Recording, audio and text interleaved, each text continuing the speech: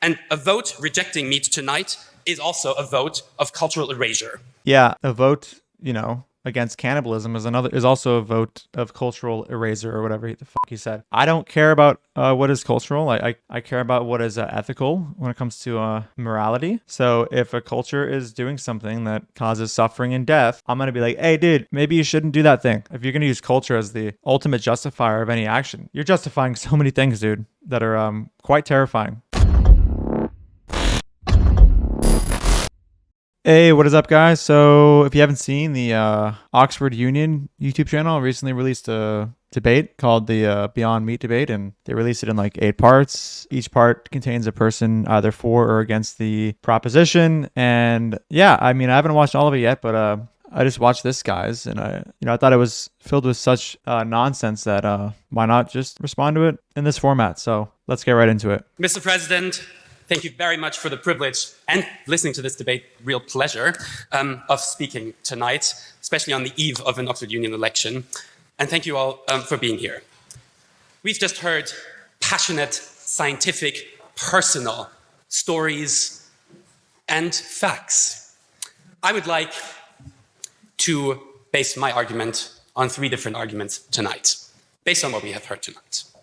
My first is ethics. We've heard a lot about morals and ethics, so I would like to take you on an ethical journey of why you would want to vote with the opposition tonight. My second is scale. We've heard a lot about factory farming, but we've also heard about regenerative agriculture, or will hear a bit about that. And thirdly, culture. And I was very, very pleased that the proposition brought up several points that will be really, really interesting, in my eyes, to dissect. Culture, though. If eating meat is a part of somebody's culture, it should be justified. Yeah. In other words, if an action has a direct victim and causes suffering and death, but it's, collectively done by culture, then who are we to tell people to stop doing it? Like if somebody goes ahead and practices cannibalism along with their entire culture, I would be such a shitty person to be like, hey, dude, maybe you should stop stabbing humans. Oh, wait. Oh, you're going to keep doing it because it's your culture? Okay, never mind. Very reasonable stuff here. Top tier ethics. First, ethics. It's brilliant to see the proposition take such a moral high ground in this debate tonight.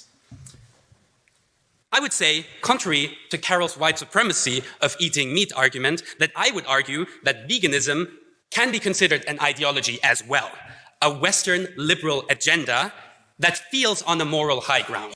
So, yeah, I think he's responding to another speaker who was trying to connect carnism to white supremacy. I'm not going to say I totally agree with all of that, but yeah, the idea that veganism can be viewed as an ideology, I don't really see what's wrong with that.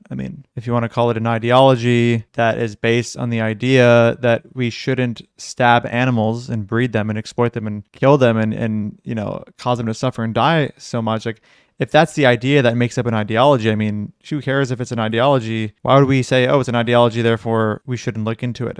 Sure, it's an ideology. It's one that opposes breeding, exploiting, murdering, and raping animals. Crazy. What's the point here? The Western liberal agenda. Should we really question the ethics of driving up demand for crops that require high inputs of fertilizer, fungicides, pesticides, herbicides, and so on and so forth, as well as we've also heard earlier, the killing of smaller animals? If we had to choose between one or the other, of course, we would choose the vegan option, even if it includes all those things, because they're going to be included even more so in the case of an omnivorous world, because remember, there's plants that need to be fed to animals as well. And I think you just mentioned crop deaths. I can't believe we're at an Oxford Union and we have someone just pulling in the hypocrisy, though, arguments. But yeah, you have to, even provide an argument as to how crop deaths increase overall death compared to what would occur in the wild prior. But yeah, either way, if we had to choose one or the other, it's pretty obvious environmentally and ethically which one we want to choose. The one that reduces overall death and the one that helps the environment out. And that's going to be the one that's less resource intensive. And again, everything you said about herbicides and pesticides and all these things, that's going to apply to animal agriculture as well, given all the crops that are grown for animals.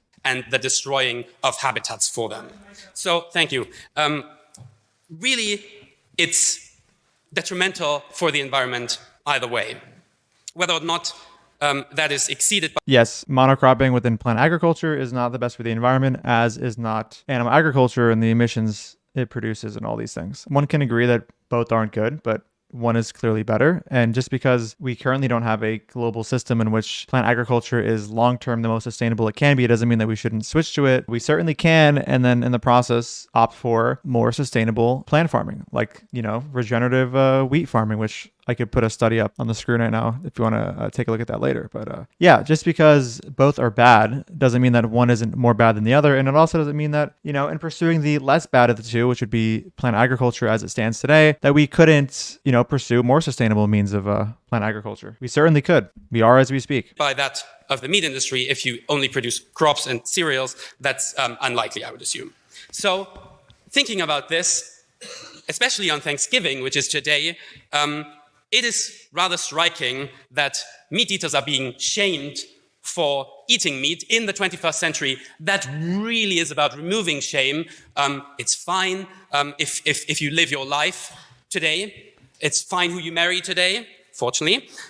So why wouldn't it fine for us to eat meat? Why? This whole framing of like, oh, I can marry whoever I want, it's a personal choice thing, and then connecting that to something as not personal as eating animal products is just super either dishonest, or this guy just hasn't even thought about the kind of comparison he's making here. Both decisions are very different in that one is strictly just personal, and you can, choose who you want to marry so long as the other party consents. But in the case of eating animal products, you are causing someone else to die there as a victim. Yeah, this whole parallel of eating meat with other personal choices, that doesn't seem too reasonable. We inventing a new type of shame, if you will, instead of accepting each other for who we are. It's not really a new type of shame. I mean, we've had animal cruelty kind of ethics for a while. We just haven't really always extended them to all sentient life and all sentient animals. So it's not really like a new kind of shame fundamentally. I mean, most people oppose animal cruelty. And of course, if people were to eat humans, we would shame them for that. So why wouldn't we shame people for eating non-humans who are sentient, who could feel pain, who could suffer, who don't want to be stabbed in the throat for a hamburger, right? I don't think it's a new kind of shame to shame someone for causing suffering like you do when you buy animal products. Doesn't it feel like an agenda to you, especially on Thanksgiving Day? I don't know how many of you had to miss Thanksgiving invites tonight. I have one at my house that I can't attend because I'm passionately defending, at least sometimes, consuming meat. Yeah, I mean, you can call it an agenda, dude. I mean, sure, let's call it an agenda. What is wrong with the agenda that we should, reduce animal cruelty and animal abuse in the world? Is that really such a horrific agenda to reduce suffering? And that goes to my point of Heather earlier saying she's evangelical about being vegan, which your passion really showed, and I thought that was brilliant. And it did remind me of a popular joke, and I hope no one takes offense to that. But how can you tell if someone is vegan? Well, don't worry, they will tell you. Oh my God.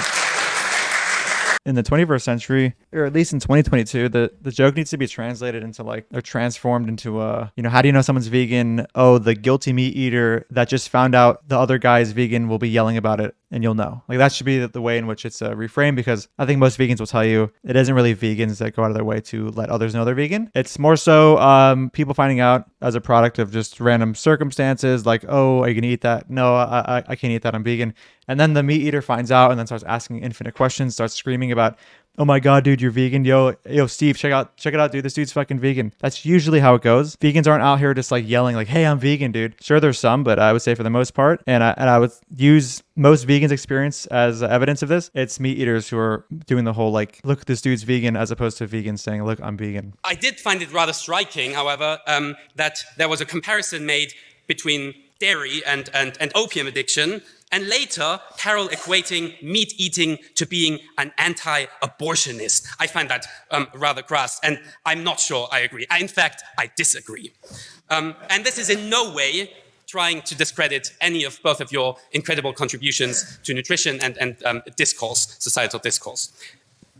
But, ladies and gentlemen, do not let the proposition tonight convince you that you are a bad person because you want to enjoy a turkey tonight or eat a steak over the weekend. Meat isn't inherently bad at all, and it shouldn't be villainized, as Michaela said earlier. I mean, sure, meat's not intrinsically bad or whatever. You can certainly have things like lab-grown meat coming out soon. There's things like roadkill as well. But of course, the real thing that vegans have a problem with isn't meat. It's the process by which we obtain meat, which usually involves breeding animals, exploiting them, and killing them, right? We're aware that eating meat isn't intrinsically wrong. There's probably a rare amount of vegans who believe that, who are, I guess, a bit more like religious or pure in their convictions. What else did he say? Oh, yeah. So the whole bad person thing, I mean, you don't have to think a person is a bad person for eating meat. You can say they're maybe doing a bad action. They're unaware of how bad it is. Depends on the person's moral system. Some vegans do hold the position that if someone is a meat eater, they are not bad, but once they find out what they're supporting, they are bad. Or some vegans even say they're still not bad because of the indoctrination process, but the action itself is still bad. You know, who really cares about this whole, like, you know, you're not a bad person. I understand he's in a debate and he's trying to be as convincing as possible here and whatever, but yeah, the question of whether or not these people are bad or not, I would say is just irrelevant to whether or not we should be vegan and why we should stop, you know, breeding animals into existence and commodifying them and exploiting them and murdering them. Meat isn't inherently bad at all, and it shouldn't be villainized, as Michaela said earlier. I believe it's quite useful to deconstruct meat into the two understandings of it linked to this idea of scale that I will go into. Yes, some forms of its production in the contemporary landscape are unsustainable, factory farming, but the consumption and the potential place of meat isn't intrinsically wrong or damaging. The proposition side may have you believe that, and it again misunderstands, that meat is a capitalist identity or part of a capitalist identity. And to that, really all of the identities, it makes it implicit, which is quite unfair. So my second point was about scale and reframing the debate away from being polarizing and polemical, which I apparently did not really succeed in. It's really a matter of scale and balancing the ecological equation, which does not necessitate the abolition of animals' food sources. This is a scientific study doing a biophysical simulation model to calculate human carrying capacity under 10 different diet scenarios. Peters et al. In 2016 saw that the carrying capacity was generally higher for scenarios with less meat. However, the carrying capacity of the vegan diet was lower than the two omnivore diet scenarios. So that is a point. I'll have to look into that. I can't really react live to that. If I after recording this, I'll go look at what he was talking about and I'll see if it was worth mentioning or refuting. Is not the way forward, but abolishing meat altogether is not either. And my third point on culture, and thank you for bringing that up. Oh God. When I heard the earlier point on pasture that Peter brought up, I was immediately reminded of my upbringing and of Psalm 23, where we are asked to be led to green pasture, which I thought felt a great segue to the cultural argument I would like to make. And interestingly, Heather brought up the Inuit, who she is. It's crazy how we're at the Oxford Union right now, a place, you know, so high with intellect, and we're hearing the appeal to culture fallacy to justify stabbing animals in the throat. That's horrific.